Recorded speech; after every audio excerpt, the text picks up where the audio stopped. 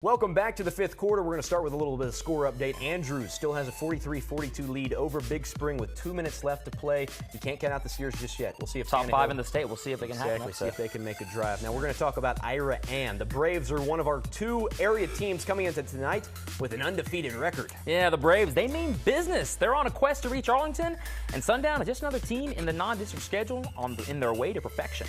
That's exactly right, and here we go. Ira Ann on the road against Sundown, and we're going to start off approaching halftime. Braves up 20-8. That's a big third down play. Brian Smith's going to roll out, finds John Chavez all alone. But a few plays later, Sundown on the doorstep. Smith going to be picked off by Devin Griffin. This kid is the real deal in the end zone. That's a touchback, and that ends the roughneck threat. How about Jared Dagey looking to throw? Seth Dagey's younger brother, the former Texas Tech quarterback. Look at Jared Dagey. Can't avoid the rush. He's going to get sacked, but can Ira Ann get the win? Taking you to our scoreboard tonight. Yes, they will. Easily. 46-22. Ira Ann still undefeated. Nice work there. McCamey on the road at Van Horn. How did this one turn up? Well, it was McCamey who came out on top, 34-12. Garden City hosting Robert Lee. Let's get to it. First quarter, Garden City ball. Riley Eggemeyer to Ishmael Ramirez. Scampers in for the touchdown. Robert Lee would answer. Coming up, Mr. Michael T. Harina is going to pitch the rock to Austin Fowler, who jets the left sideline all the way to the score. And speaking of scores, let's head and look to the final score. This one, what do they call it, Marshall? What do they say? It's a barn burner. Ooh, That's what six-man ball is all about. And Garden City comes out on top, 50-40. All right, more scores from the 1A ranks. Balmorhea and Grand Falls were supposed to have a score. That game has been canceled. Grand Falls Royalty said they were just too banged up. We talked with Coach Joe Helms earlier today. He said they want to focus on district play. They'll be on the road against Welch Dawson next Friday night. Next score, let's get right to it. Buena Vista holds Sanderson. The Longhorns would love nothing more to get the win in front of the home crowd in the first quarter. Buena Vista ball. Senior Louis Subia gets the rock. He's going to cut and dash the left sidelines. That boy fast. He's going to score a TD for the Longhorns. Coming up later, Buena Vista on offense against sophomore Ethan Evans. Play action, pump fakes, throws it for 30 yards. That's a beautifully run play regardless of six-man ball. Let's see what happens with Buena Vista. Could they get it? The win against Sanderson. Guess what? They did. It's the first time they've beaten them in over 20 years. It's got to be a good feeling for Longhorns head coach John Benavides, considering that's where he graduated from. Pretty cool feeling. That is very cool. Yeah. Nice work from Buena Vista, 52-0. How about Grady hosting New Home tonight at Wildcat Stadium? New Home, well, they're going to strike first. Mariano Torres is going to drop back. He passes over to his buddy Ryan Thomas across the field, and this kid's going to do the rest. Weaving through traffic. Wildcats can't bring him down.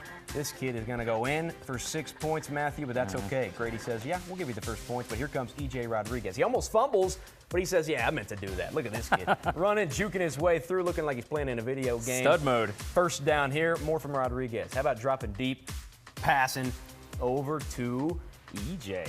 Nice work, sucks it in for the catch and in for the score.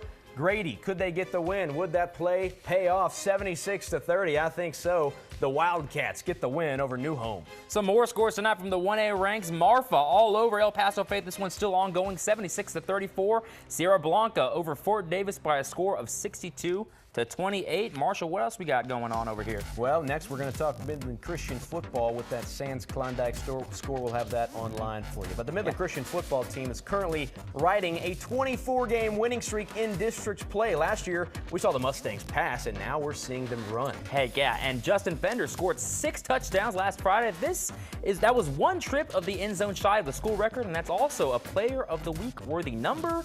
Check out our Player of the Week for Week 5. Justin Fender is at the top of my list on just about everything. You know, he's the kind of kid that you want your son to be, and he's the kind of kid that you want your daughter to marry. He's also the type of kid your team's offense can lean on. The 5'9", 180-pound senior ran for 200 yards on 25 carries, scoring all of Midland Christian's touchdowns in their 45-36 win over Bishop Lynch, and was the first to credit his mammoth O-line. A hole, literally 3 or 4 yards, so I had plenty of room to run. We took it to the house. The linemen were the first one down there to meet me. They said they were going to get it done, and they did, and I was pumped to see them down there. Making it all the sweeter, another Fender is blocking right in front of him, and it's been a long time coming for the brothers. We've always wanted to play together. We couldn't wait for this for our high school career. We knew we were going to have to work our butts off because we aren't the biggest kids out here. So Justin scores touchdowns. Davis has the blocking covered, but it doesn't stop there. The Fenders are triplets, with the third brother Luke serving as the team's manager. And all three of them bring something different to the table. Davis is smart and good with homework. Justin's athletic, and I'm social and always wanting to do my own thing.